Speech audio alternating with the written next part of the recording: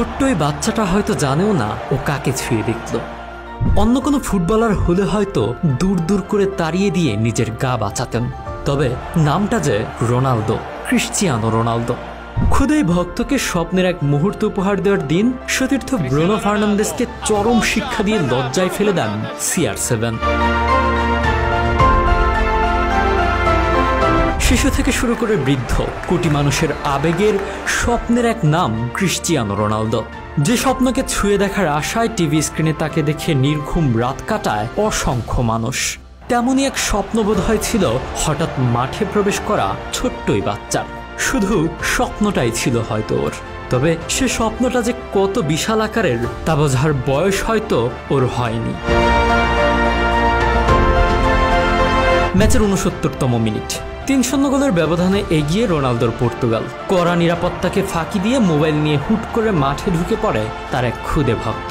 এমন সব মুহূর্তে অনেক খেলোয়াড়কেই দেখা যায় ভক্তের সংস্পর্শে না আসতে, তবে রোনালদো তো বরাবরই ব্যতিক্রম।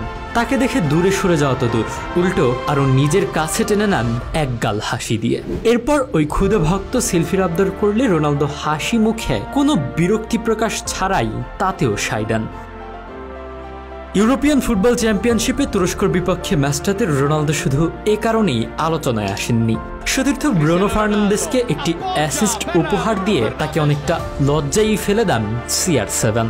যেখানে সিলভা ব্রুনোরা রোনালদোকে পাস দিতে অনীহা প্রকাশ করছিল, সেখানে ওপেন গোল করার সুযোগ থাকা সত্ত্বেও ব্রুনোকে পাস দিয়ে সম্ভবত এক বড়সড় লজ্জায় দিলেন তাদেরকে। অবশ্য লজ্জায় ফেলে দেওয়ার উদ্দেশ্যে তো আর পাস দেননি রন, পাস দিয়েছেন দলের কথা চিন্তা করেই।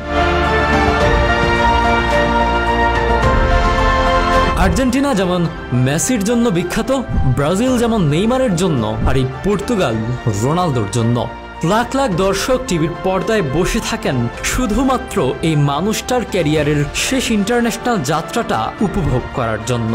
অন্যথায় অর্ধেক দর্শকও আদৌ পর্তুগালের এই ম্যাচ দেখতে বসতো কিনা তা নিয়ে আছে ঢের সন্দেহ। ব্রুনো সিলভারা চলে যাবে একদিন, তাদের রিপ্লেসমেন্টে ভালো প্লেয়ার আসবে, কিন্তু পর্তুগালে দ্বিতীয়বার এই রোনালদোর জন্ম অসম্ভব।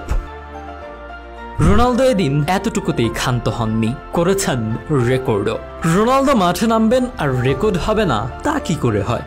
গত ম্যাচে করেছেন ইউরোর সর্বোচ্চ কি পাসের রেকর্ড, আর তুরস্কের বিপক্ষে ম্যাচে অ্যাসিস্ট করার মাধ্যমে রোনালদো এখন ইউরোর ইতিহাসে সর্বোচ্চ অ্যাসিস্টকারী, সর্বোচ্চ গোলদাতাও বটে।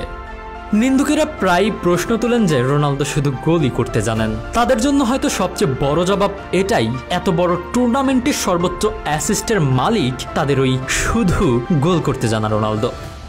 সবশেষে বলতেই হয়, কতটা পথ পেরোলে তবে পথিক বলা যায়, কতটা নিবেদন থাকলে তবে ৩৯-এ এসেও এভাবে অ্যাসিস্ট করা যায়, কতটা নিবেদন থাকলে এখনো দলের সেরা পারফর্মার হওয়া যায়।